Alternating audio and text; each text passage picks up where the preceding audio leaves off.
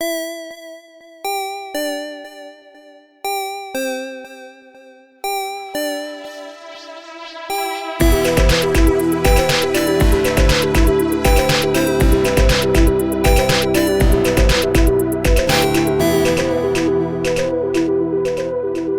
I had a waiter at a restaurant the other day read my mind. Okay. Yeah, so there's a few of us there, and we were looking for like the salt and pepper, and we realized that it was in like a little dish and not in salt and pepper shakers, and he kind of made a joke about that. He was making all these little jokes and stuff throughout it. He was pretty funny, and he had just brought the food out, and he was pointing out the little ramekin of the packets, and I was thinking, I really want hot sauce with this. I think that would be just perfect with this omelet thing that I got. And so he turned away from the others to me and says, and you said hot sauce, right? And I was so baffled because I thought I must have said that out loud as I was thinking about it, and was like, yeah. And he started to walk away, and there was a pause, and I'm like, did I say out loud hot sauce? And everybody went, no. Did he just read your mind? I said, he did. He absolutely did. And he was grinning through the whole thing. So then I was challenged that every time he comes back to just think horrible, naughty things and just see if he reacted. And he didn't, except I swear once when he turned and was walking away and I was just thinking this just horrible thing, I thought, I'm not going to say what, and I thought I saw him just smirk a little tiny bit as he was walking away. And I'm like, that's it. He absolutely read my freaking mind. And his number was on the receipt. Yeah.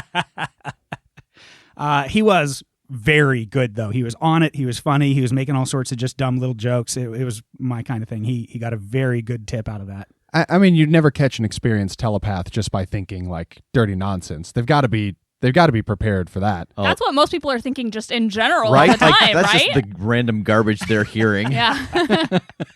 Yeah, it took me so off guard that I hadn't said anything, and with such utter confidence right after the fact. And you said hot sauce, right? Yeah, yes, sir. Yes, I did. No, I didn't. Oh, God, what do I do? Okay, so what would you all think to out a telepath? What do you think that you could think to get a reaction out of somebody who could read your thoughts? I don't know. My first thought was I would be thinking about like the murder I'm going to do to the person next to me, like before I leave this. Like I would be like thinking about how much I hate this person, and also just like occasionally touching the knife on the table in the hopes that at some point they'd be like, no, and like dive for me to try and stop me. And I'd be like, ha, I knew it. You're on to me. One of two things for sure is I would either start thinking about how bad my head itches, because so often, somebody sees that and then they're like, oh, my head itches, and then they go to scratch. Or I would make sure they weren't looking at me, but I would like think as if I were yawning really loud and see if they yawned after. See, I was thinking like, I assume that I know their name because they probably introduce themselves when they, I'll be your server. I already have a problem with this. You don't remember anybody's names ever, let alone the server who just gave it to you for a moment and then walked away. Oh, crap. I think most of us are called out here. Yeah. But given the idea that I'm trying to out him as a telepath, I'm going to assume that I'm point A. Yeah, I assume I have a dossier on him because I'm putting together a very special team. So I've at least got his name written down, if not remembered.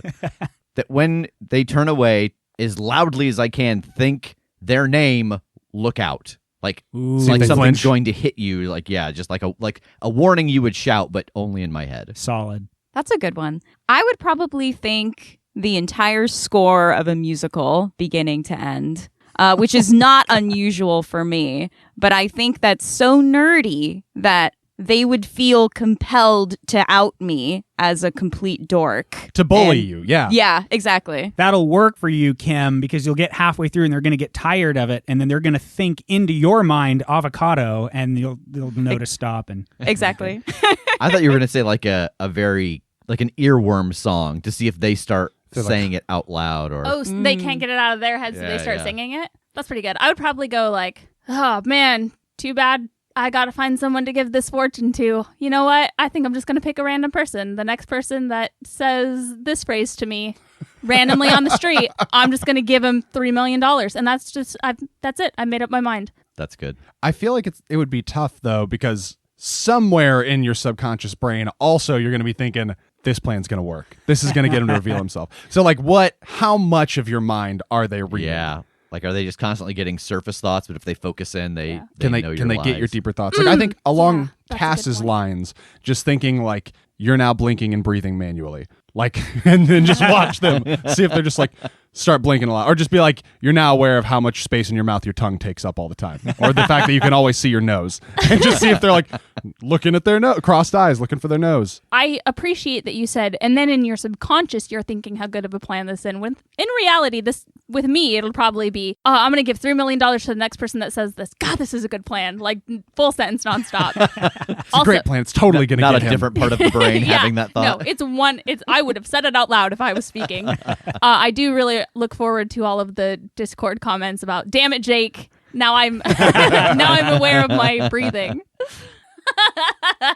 I gave you nothing to transition. That's, you know what? That's fine. We're in the week before Gen Con. We're in prep.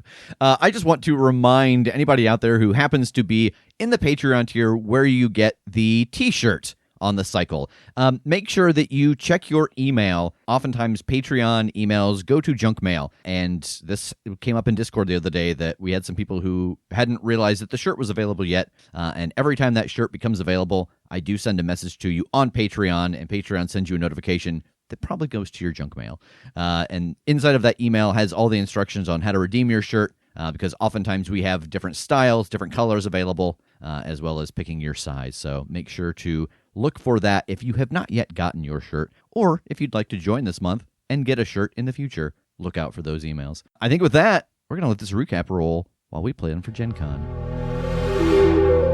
I want to take out my now useless salt shaker and unscrew it and dump out the salt and kind of hold it inside my jacket. When this stuff falls on me, I'm hoping that it'll collect some of it. So as you walk down, you position the empty salt shaker and stand on the X, and the basilisk turns towards you. And for the briefest of moments, you feel your whole body tingle. Like it's not pleasant, it's not awful, but it's a very weird sensation that just flows up the entirety of your body. And then you feel that sensation flow back out of you from the head down. Your salt shaker is full, but as you turn, you can see that along the wall below where everyone is standing and watching is more of that glass, and you can see people inside of it gesturing in your direction. I want to look at Tass, and I want to make a movement with my arm and then throw the salt shaker to him. Tass, as Megan comes out of the basilisk enclosure, she very quickly pitches something to you underhand through the crowd, and you reach out to grab this object, but you feel yourself get jostled to the side as Kim nudges you. The thing in the air slips your grasp as liquid spills out of it onto Kim's sleeve, and it starts to eat away at the fabric. And then there is the sound of something hitting the pavement and shattering. You look down, and between your feet are the broken pieces of Megan's salt shaker. Oh, shit. What was that? Nothing. I want to look behind me. Am I being followed? Is anybody coming after me yet? Yeah, you don't see anybody coming up from the basilisk pit. Nothing. It's burning through my clothes. Just a second, and I'll grab Rory and pull him aside. How long does the tour usually take? And I glance at Kim, and I just shake my head a little bit. Oh, like the one I'm giving you, or just in general? Like, how long does it usually take to get around? I mean, like, you're doing a great job at giving us all this information. Oh, well, it depends on the size of the group and the number of questions they ask. We can move on at any time. Okay. Yeah. I mean, that was really great. Here's your pass back. Oh, thanks. Sorry. I dropped something. I just want to pick it up. Oh, okay. And I'll go pick up the pieces of my salt shaker. Come on, let's go. Well, come this way and I will show you to the Nightmare and the Pegasus. As the group of you leave, you can see some people dressed in park uniforms coming from the direction of the empty area, and it seems like they're trying to look through the crowd to find somebody, but you have all moved away at this point. Roy leads you up to the final enclosure, and it is a very large dome, and he takes you inside. Inside, you can see that there is this enormous black horse, larger than a Clydesdale. It has glowing eyes, and its mane, its tail, and the hair around its hooves are all made of fire. And it's snorting and pawing at the ground. And up above it, you can see that there is a blue woman riding on the back of a Pegasus. The Pegasus dives down towards the nightmare, and the nightmare rears up on its hind legs, and you see that the Pegasus and the nightmare high five with their hooves as the Pegasus then banks off into the air again. And there is a crowd in here that goes wild at this. I'm one of them. Yeah. And as the Pegasus swoops back around, it crosses over a small pool of water, and the woman on the back of the Pegasus jumps off. And about halfway down, she transforms into a Kelpie, where the front half is that of a horse and the back half is that of a fish. It's like a merhorse. The Kelpie lands in the water, diving below the surface before coming back up and doing a lap around the pool. Again, the audience bursts into applause. And someone comes out. Thank you. That was the show for the afternoon. And we'll do another one here at the beginning of the next hour. We hope you have enjoyed. Please feel free to stay around and you can watch how each of these get fed. We hope you enjoy your time here. The crowd applauds and some of them start to move out and some of them come down closer. Oh, Rory, can we pet the horses? I probably would be up to the horses if they are willing to come over to you. They're very powerful, very, very dangerous. Is there a way to get them to come over to us? To have like a call or a special whistle they like or anything? I don't know. You'll see a lot of people trying quite a few things, trying to get their attention. Everybody wants to pet the fire horse, and then I think I am just as close as I can get to this sort of enclosure, studying these horses in the area. Like, I want to see how they're interacting, and if there's anyone else interacting with them, just get a feel for how they move naturally. all right, I think this again is study a place of power. Okay. And this is going to be with power. 7. So as you study this place, the thing that you notice is that inside of this enclosure, the nightmare, there's a Pegasus, and there's also this Kelpie that for a moment was riding the Pegasus, dove off, and then turned into its true form. As the Kelpie swims around in its little pond, and as the Pegasus flies through the air, and as the nightmare moves around in its area, you can see that the actual environment shifts a little bit. Like the direction that the Kelpie goes, the water seems to spread that way and become less in the other direction. And as the nightmare moves, the grass vanishes and becomes hard stone for it to walk on. And the area above where the Pegasus is, clear blue sky follows it around. So it seems like this environment is either specifically made for them or that somehow they have the power to change their environment. And I think now that the show is over, you probably get a sense that it is actually them. Because in watching just that last couple moments of the show, you might assume that it is part of the theatrics of what is being seen. But it's still happening now that it's feeding time and the show is over. All right. Okay. Huh. I want to lean over to Kim. Hey, I got a question. Yeah? Are mermaids a thing here? Yeah. You see them occasionally with the lost ones. Excellent. Thanks. Can I ask a question? Sure. What got spilled on my arm? Whatever made me not stone anymore. The basilisk venom? Sorry about that. I was trying to get it away from me. I was seen, I think. Sorry about your salt shaker. Yeah, it'll be fine. Hey, Rory. Yeah. Who's the Kelpie? Oh, she's the trainer who travels with the other two. Sorry, I didn't mention the Kelpie before. It's kind of the surprise of this. You know, we come in to expect to see this, like, oh, who is this rider? And then that's kind of the big reveal at the end of the show that it is another magical horse. It's a great surprise. I was definitely surprised. Right? Yeah. I think while they are talking, though, I'm just trying to be as close to this area as I can.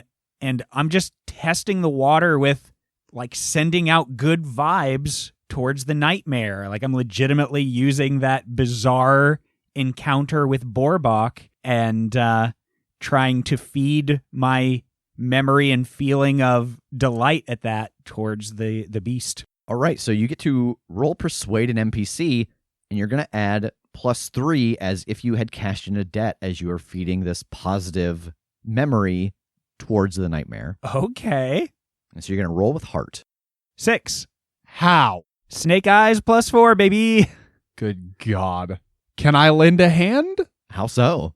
I think I'm just also trying to put out a good energy here, so maybe it's just kind of enough to conglomerate into a good enough vibe. Yeah, all right. Roll lend a hand. 8. So, Jake, as you also reach out and try to feed this good energy towards the nightmare, as Tass is doing the same thing, it does give Tass the +1 and bumps him up to a 7. But, Jake, you see that the nightmare has a negative reaction to you. It does start to turn and look at Tass, but it looks at you and it like snorts fire and then looks back at him and doesn't seem quite as agitated. It seems that it is unsettled by you for some reason. You have ruined my whole day. The worst thing you could have possibly done to me was make this horse not like me on sight. I am so sorry for you. I can't imagine how awful I would feel if I was in your position right now. Holy shit. I'd be crying. I lie down and weep. Yeah. I would be doing that at the table right now. But the Pegasus comes over and comforts you. Like it encloses you in its wings. Pegasus high fives you. Which kills you because Very strong. So, Tass, that does make it so that it starts to move in your direction, but you can sense that it's not quite convinced. Like, it gets just out of arm's reach, and it's walking back and forth and watching you. And as it gets up close to you, I want to impress again how tall it is. Your head almost comes up to the top of its leg. damn. Yeah. And like, so what exactly is this enclosure again? Is this something that I could reach over and touch it, or no? If it got closer, you could reach out and touch it, but right now it's keeping just out of your reach. I think I kind of glance over at Rory. So are they like, how do I ask this? I don't want to sound rude about it, but like, how intelligent are they? Like, does it understand language like we do, or? No, I don't think so exactly. I've never heard anyone talk to it in any kind of way. The Kelpie is the one who runs the show, has taught them the act. So I'm sure that the Kelpie can communicate with it, but I've never seen anyone else be able to. Fair. Like, I want to tell it how awesome it is, and I want it to understand, And, I know I have essentially done this already, but I'm still just kind of giving these waves of like memories of me riding my own horses and how much joy I had from that and how much just more magnificent this creature is. Just hoping it'll come closer, but otherwise just staying there with it and trying to keep its attention. Yeah, you can see that like it has the intention of getting closer, but it keeps turning towards Jake and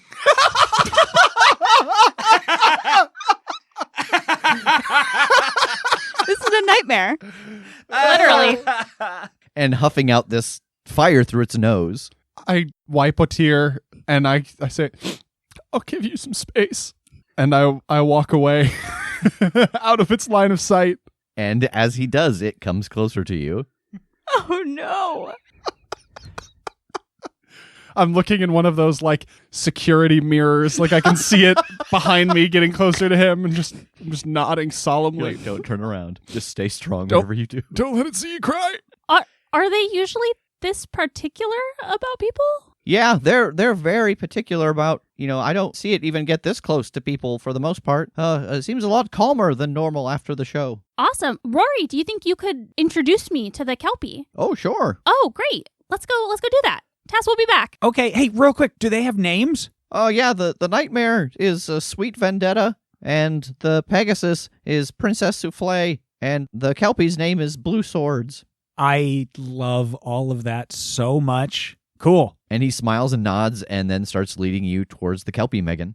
So while they are having their encounters, trying to achieve their goals, I have my own goal that I need to achieve, which is to stink very badly like something other than Danny's. So I want to maneuver around to where it seemed like we saw the guards emerging from, because I'm going to try to get down into that lower area where I know they feed the creatures out of. Okay. Yeah, so you did see the guards coming out of essentially the center of this zoo. And right now, Rory has led you around the outside of it.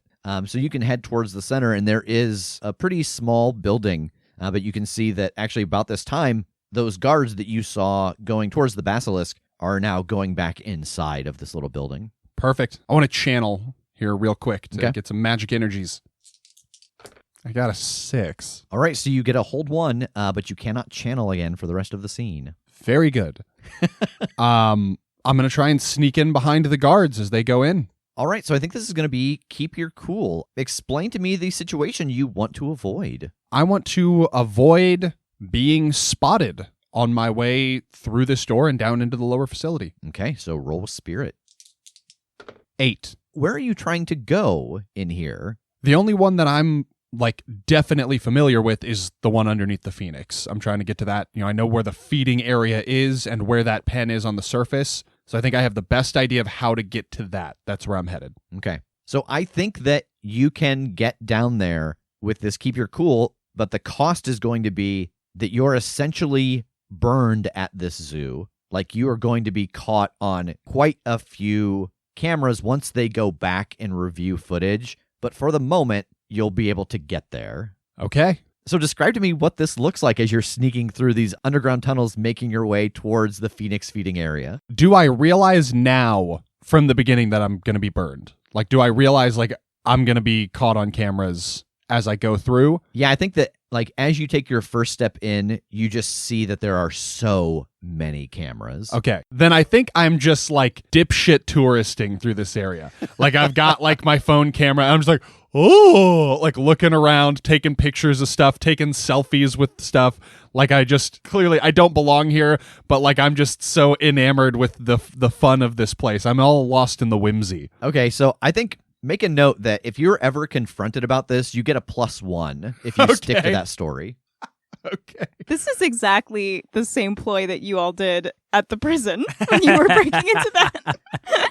I'm a one trick, but it's a good trick. Yeah. When in doubt, play dumb tourist. So I'm going to bumble my way through until I get to where they store the Phoenix food. As you start to get close to where the Phoenix food is, the smell is horrendous. To put it the simplest way, the hallway and the room that you start to go into just smells like farts. And as you step into the room where they store all of the Phoenix's food, you can see just huge pieces of yellow rock. There is just huge deposits of sulfur that they are putting onto these presses that then press against the bottom of the ground and feed these veins of sulfur up for the Phoenix to eat. Well, sorry, everybody who's got to ride back in a car with me. I'm just going to start getting up on those mineral chunks, trying to get that stink on me and outweigh the mosquito smell. All right. And what are you going to do once you feel like you are properly saturated? I'm going to spin my hold to teleport up and out, probably close to the entrance, where I will deter all sorts of people who are entering and exiting. All right. So back inside of the equine shelter, we have Tass standing next to this enormous nightmare. Megan has gone off with Rory to meet the Kelpie. Kim, what are you doing? I'm with Tass. Okay. So what are you both up to? I'm really trying to study this creature. Like, what exactly is the hair? Like, are these individual actual hairs that are on fire? Is this just some sort of fire that's wafting from these areas? It is individual hairs that are on fire. You can make that out now that it has gotten super close to you. Okay. Do you think you're more resistant to fire because of the whole demon thing? I'm going to ask the gods a question here real quick, and then maybe. Okay.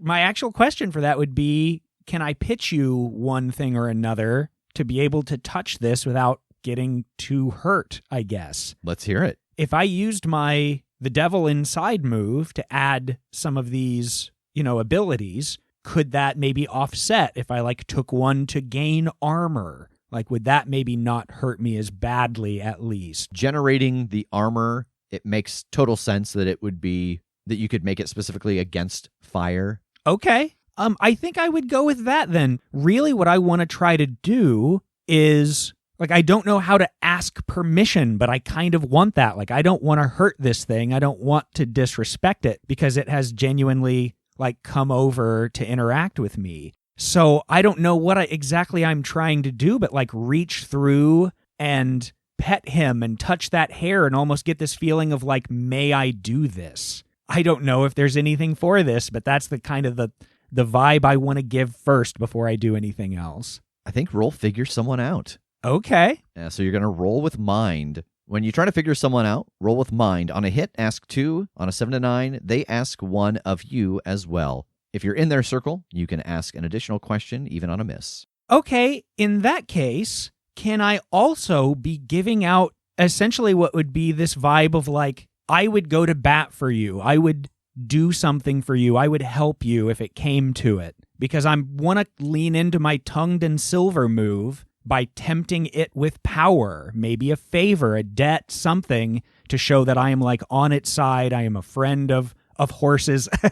So you know that it obviously can sense your thoughts in some way. You know, before you were feeding it the memory of Borbach in that encounter, what are you feeding it to show it that? I think I would feed like the memory of Ori when he was out of control and doing all of this damage, but us doing everything we could to help him and keep him safe at the same time. Yeah, so roll figure someone out. And what does your tongued in silver do? That makes it so that I roll with heart instead of mind. Okay, roll it. Whoa, God, thank you for that. 7. All right, so you get a hold 2, and it gets a hold 1. All right.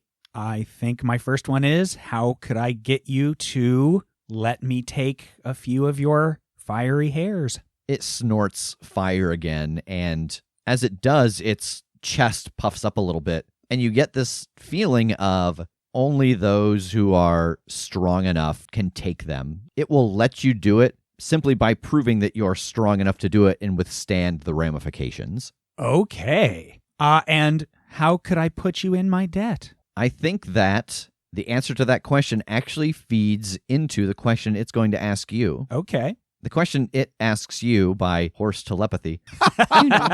You know. I think it does this by its glances, like it looks up at the glass underneath the stands, and then it looks over at this big double door, and it wants to know how it could get your character to leave the door open tonight. I think this really is a nice little circle of, I think I'm strong enough to do this, so if you're just chill with me yanking off a few of these hairs to take without fighting that, I will absolutely come back and knock this door open. All right. And so as you feed it this kind of image, it turns its body so that its bulk is between you and the window, and its tail is right in front of your face. Okay, so then I'm gonna roll my devil inside All right. to see if I can do this. Let's see it. 10. All right. That gives you 3 hold. What are you going to do with them? I'm definitely going to use gain +1 armor and, lean it all into that fire. I'm going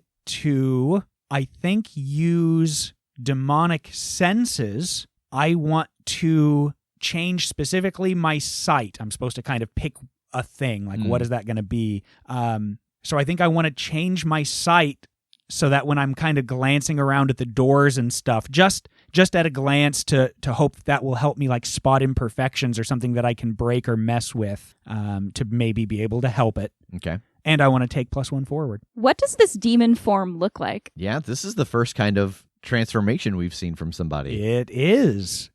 So the horns that are a little bigger than they had been in the past, they were already slightly bigger, but they grow thicker and longer and start to curl back. My hands develop claws and have their own aura of flame around them, and my eyes begin to smoke. All right, so I'm going to ask you to turn to violence and roll blood. Oh, God, okay. 12. All right, so you get to choose one, inflict terrible harm, take something from them, or create an opportunity for an ally. And because the nightmare is essentially allowing this to happen, but there is still I went with turn to violence because there is still the possibility of damage and even just the animal instinct reactions. Yeah. So the inflict terrible harm is really going to be get more hairs. To take something from them would be something in addition to, something different than the hairs. And I think you create an opportunity for an ally might be that you think you could mend the fence between it and Jake in the future.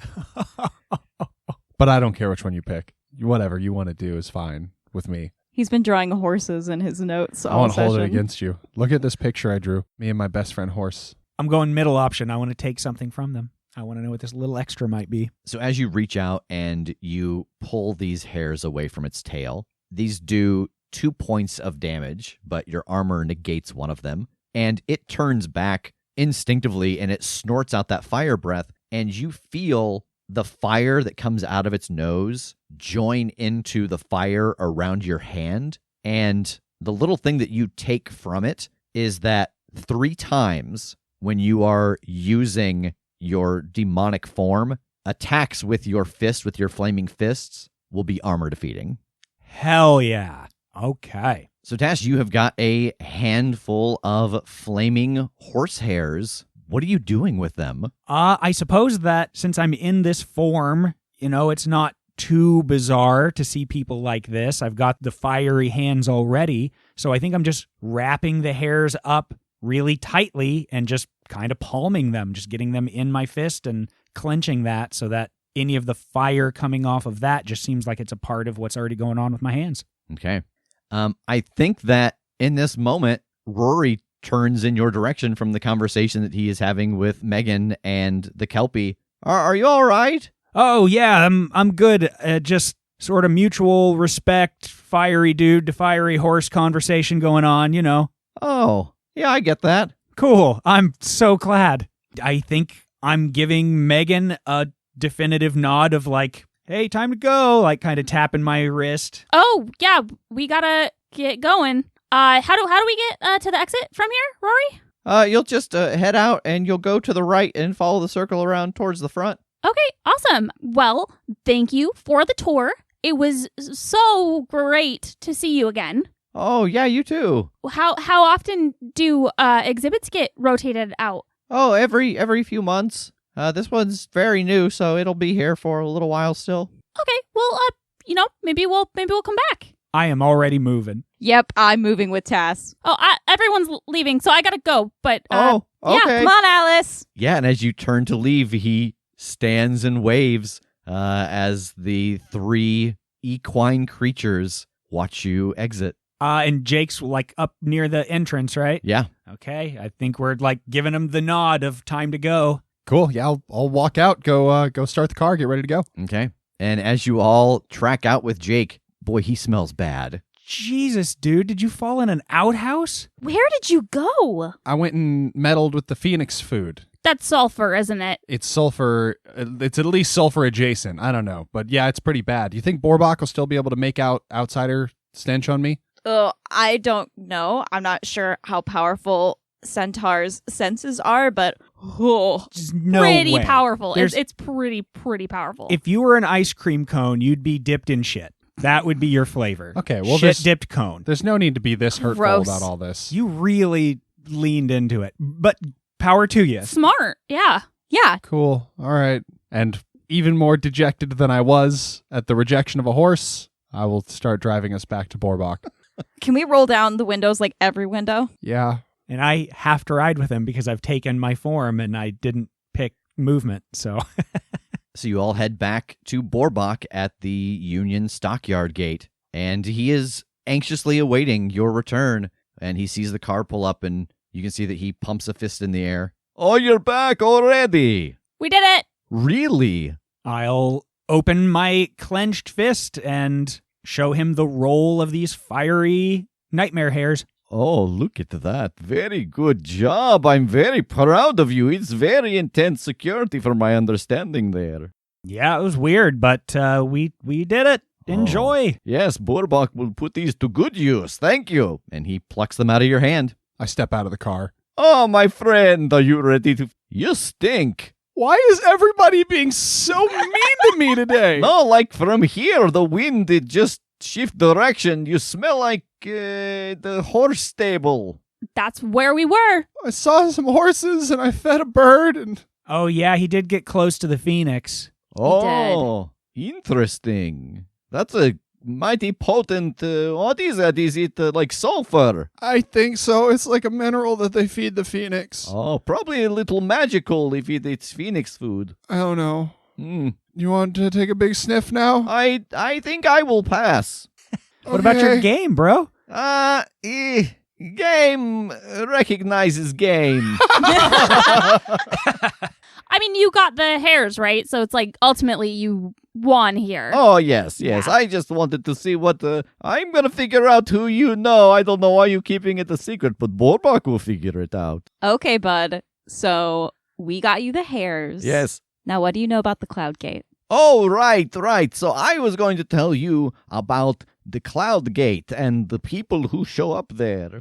Borbak knows there are still humans around. You would think that there weren't, but the Cloud Gate is where the humans appear. And, see, Borbak travel from here to our base, and it takes me through a rift. And sometimes when you pass through a rift, you pass through a magical space, and you see things for that brief moment, almost like, you ever watch the TV show like Doctor Who, where you go through the tunnel and there's things around you, and it's like, oh, visions of the past and clocks and stuff. Yeah, man. I saw the Cloud Gate when I was going through the rift to go back home last time, and there was a human there. But there wasn't just a human there. There was another human-like shape there, and she was made entirely out of magic. She was dropping them off and then just kind of dispersed. Huh. Right? Someone made out of magic. Wild.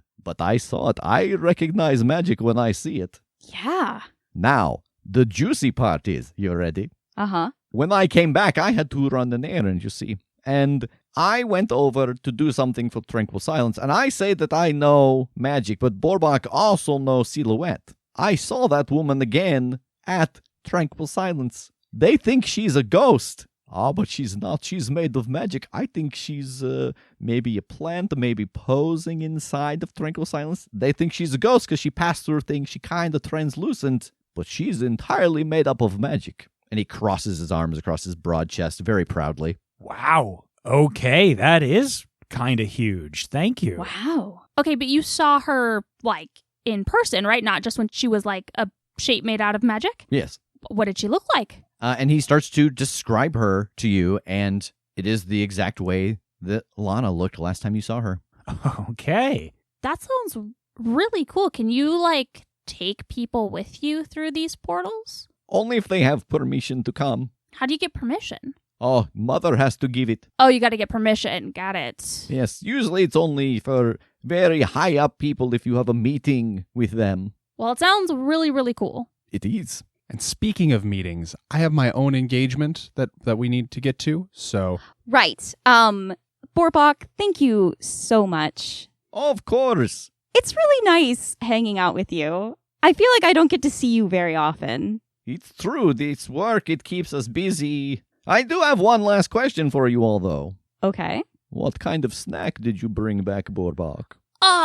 Yeah. See, the thing was, we were so just focused on getting you the hairs from the nightmare so that I decided, you know what? Like, there's some stuff around here that would kind of maybe be what Borbak would want, but like, to be honest, the cookies that I make that I was telling you about before, with like the cayenne pepper and the chocolate chips and rosemary and sea salt and all that, they are really, really good. And I was like, that's not really fair for me to like go and get something that you may or may not like when I know for sure that you're going to love the cookies that I make. So sorry that we didn't bring it back for you right now, but I promise I absolutely will make you some and bring them back. It was a very quick trip you made. I look forward to getting cookies. Yeah, I will do that as soon as I get a chance. I just gotta, find all the ingredients and everything. But we gotta go to this other meeting. But it was so nice to meet you. Yes, you as well. See ya, pal. Goodbye, Kim. Nice to meet you. Goodbye. I high-five him. He high-fives back. Ow. Well, I'm not gonna lie, I think that smells on my hand.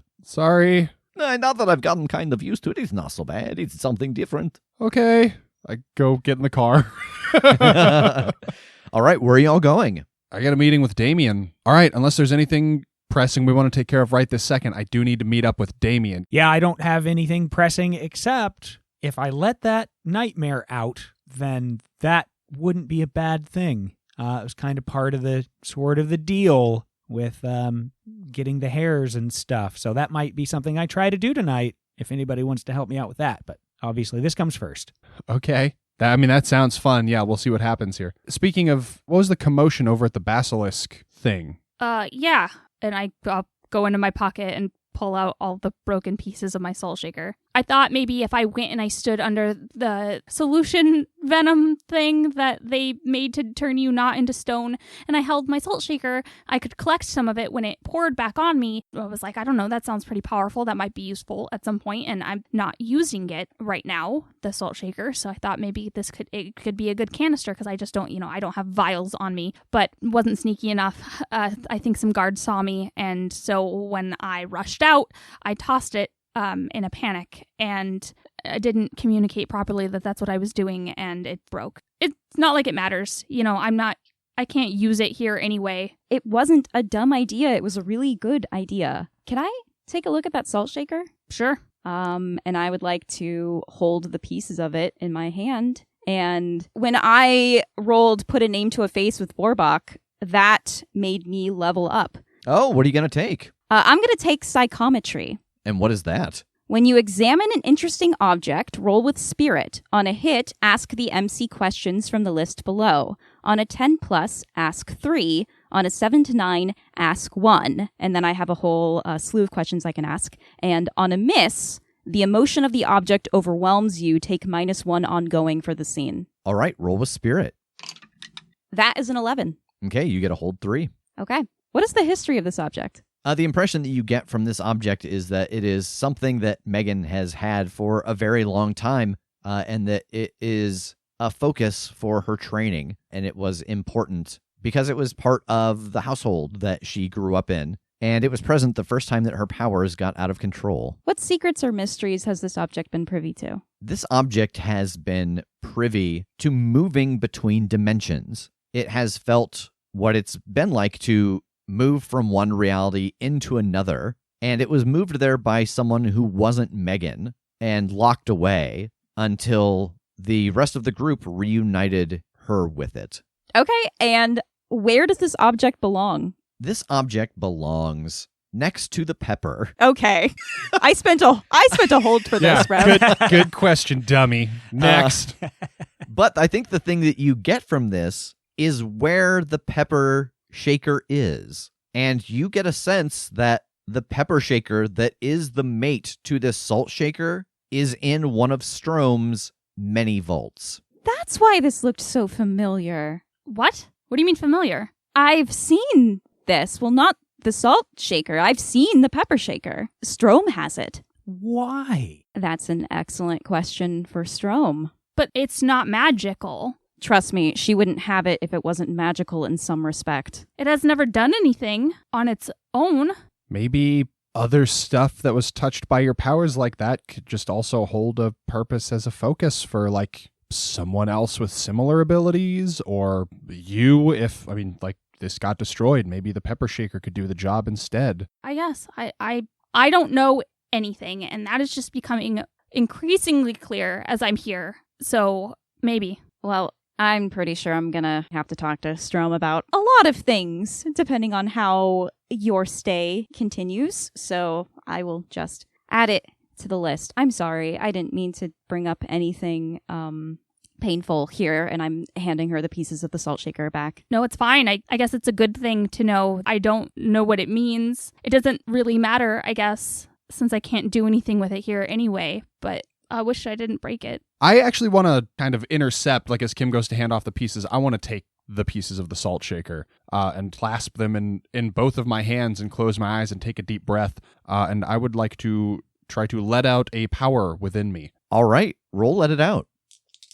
7. All right, so mark corruption. So which of your abilities are you wanting to let out? I want to reshape the essence or nature of an exposed object or magical spell. All right, so I think that because this is a mundane item, like that there is not magic in it, both in this world and in the world you came from, I think just marking the corruption. I don't think there's a cost for this because you're really just piecing back together a mundane item. Oh, okay. If it was something that was magical, I think there would be one of the costs of costly, limited, or unstable. But I think the corruption is enough to justify the effort that went into rebuilding this piece of ceramic. All right. Yeah, then I think I close my hands around it. I take a deep breath, and you see some of that like magical shimmer around my hands, and then it kind of looks like it backfires like up my arms, like towards my chest, but then it stabilizes, and I open my hands, and there is an intact salt shaker, and I hand it to Megan. I think I just start crying. Oh. Oh, hey, that's not. It's fine. It's better. It's fixed. Yeah, thank you. I know I said that it didn't matter, but I felt so bad. I felt so bad about breaking it, and I just thank you. You're welcome. I put it in my jacket pocket and I zip it up. I'm gonna shift into drive and get us on the way to Damien. All right, and so you head to meet up with Damien. The information that you got when this meeting was set up for you was to meet him at the Steak and Shake. Yes. Yes. It's a lunch meeting. That way he can write it off. I think that I had dropped my demon form and come in style on my bike. All right, so Tass is going on his motorcycle. Jake is headed in his car. Megan and Kim, who are you running with? I mean, I would have to assume I'm in Jake's car if I pull up to this meeting on the back of Tass's motorcycle. I that's not going to be a subtle introduction. Can I ride on the back of your motorcycle? Yeah. Yeah, that's where I am. So both these vehicles pull up at the Steak and Shake, and Damien's car is already there, and you can see that he is walking inside. Are there any imps following him? You do not see one, no. Okay. Wow, this seems pretty free and clear. Usually there's an imp following him around to monitor his comings and goings, so this seems a little relaxed, actually. Cool. I jump off the motorcycle and I run inside. Okay. Okay, I'm not going to just wait in the car for this entire meeting. Not for the entire meeting. I'll wave you in here in a minute once I've spoken to him. Is that cool? Yeah. Okay. It's that or we risk he murders you. Like, No, I mean, I would love very much not to die. That's like one of my top fears besides spiders is dying. So whatever would make that not happen would be great. all right, I'll crack a window. But it seems barely outweighed by the annoyance of having to wait in the car. Yeah, it's true. Like my other fear, in addition to spiders and dying, are people having conversations or finding out things, and I'm not in the room to find those out. It's those three in that order. Yeah. All right, so Megan runs inside, and as the bell jingles, Damien turns, and there's a look of surprise on his face. I flip him a quarter. Hey, man, I think you dropped this outside. He catches it. Are we good? Yeah. Cool. I just want to make sure you weren't like being followed or anything. Right? Oh, no. I since this isn't like official for the house meeting, this was just, me doing my own thing. They didn't send one with me. Nice. Cool. Give me my quarter back. Oh, hell no. And he walks over and gives you a hug. How have you been? Busy. Yeah, car still looks nice. Thanks. Am I actually going to get to drive it in the future? Hey, I offered you the chance to drive it before, and you turned it down. No, I didn't. Yeah, you did. I had a spell that I had to come be a part of. No, not then. When we were going to the prison. I don't remember. I also walk into the restaurant. Holy shit. Oh, it's that fucking tincture magic again, isn't it? Yup. It is, yeah. Because you are Brizak, I am. and we've worked together before. Yeah. Do you know me? I don't. Does my hair look blue to you right now? Yeah. Okay. I just wasn't sure how other people were seeing me exactly. And Oh. especially somebody who knew me in the past. Yeah. Real quick. Yeah. We've got another associate with us who would like to be involved in the meeting. I understand that the two of you have a history, and so I wanted to chat with you first. Oh, it's not one of my exes, is it? No, evidently it's just someone that you are at deathly odds with. But she's on our side. Is a Strom affiliate. Oh, fucking Kim. Yeah, man. Oh, God. Are you... Wow. Why? How did you end up... She tried to banish me. I heard, yeah. But you're squirrely, ain't you? She didn't get you. When we arrived here, she foretold that and was there to help get us up to speed and help us along and everything. She's been very, very cool so far. Yeah, she worked with James to set all of this up, identities and so we can get around here without anybody knowing. I think this is an enemy of my enemy is my friend type of thing, man. Which, hey, I mean, it's kind of how we started out too, right? So maybe there's real room for growth here, huh? Yeah, but the enemy of my enemy was her boss. We were united against her boss. Yeah, and we still mostly are, I think. As far as that's unclear. It's unclear the nature of exactly her relationship with her boss at this point. But this is all stuff we can roundtable if we can just not kill each other in a room together. What do you say? Let's get some burgers. Frisco melts? Frisco melt? Frisco melt? Yeah, that's what I want. Also, that shake. Who is leading this charge? I think me. I Okay. think it's you. Yeah, I think Jake, persuade an NPC. 7. All right, fine. But I've heard stories of the readings that she can do. She has to do one for me. Oh, I'm sure she'll have no problem with that. I'm going to go double check. She doesn't seem like the kind of person that would appreciate us promising her powers. I mean, I know she wants to be in here and be a part. I'm just going to go ask if she's cool with that. And if she is, I'll bring her in. Does that work, Damien? You gonna be cool? Yeah, maybe cool. All right, I'll be right back. And I'll run back out to the car. Hey, so Damien said he'll be cool if you do a reading for him. Really? Yeah. Yeah, that's fine. And by be cool, like No. you won't kill me. That would be being cool. I feel like trying to kill you would be pretty uncool. Yeah, I would find it extremely uncool. Yes. Awesome. Let's go. Okay. I will get out of the car, walk with Megan. I think I'm hiding a little bit behind Tass. I'll peek the door. Is this where the reunion's scheduled? As the three of you walk in, Damien is already walking over towards a booth, and he turns and sees the four of you standing there. Kim, Damien, join me in my office, won't you? And he sits down at a booth. I will sit opposite him, very straight, very serious. So, they told me that you would like a reading. I would. Is there anything in particular that you would like to know the answer to? Sometimes having a question or a focus helps me get a little more specific. Yes, there is. I want to know, 100 years ago, where is the other piece of energy that I need? Okay. I will produce my deck of tarot cards and slide them across the table to Damien. Could you shuffle these for me and try not to set them on fire? He cracks a grin at that and starts to shuffle them. And as he does, you see that he's noticing the difference in the cards on the back, the size, the shape, that this deck is made up of way more cards than it should be, and that there's a lot of random pieces inside. And once he's done shuffling, he sets them back down. I will pick them up, knock twice, blow across the top of the deck. My eyes go white, and I would like to use Eye All-Seeing. All right, so mark corruption and take a point of damage. What's your question? The energy that Damien needs, where is it 100 years ago? You ask this question into the open air, and you get a very quick and simple answer. The final type of energy, it doesn't exist. That gem has been altered, tampered with. It's built to look like a specific form of energy will unlock it, but the truth is that it's actually a magical lock, one that only Strom can open.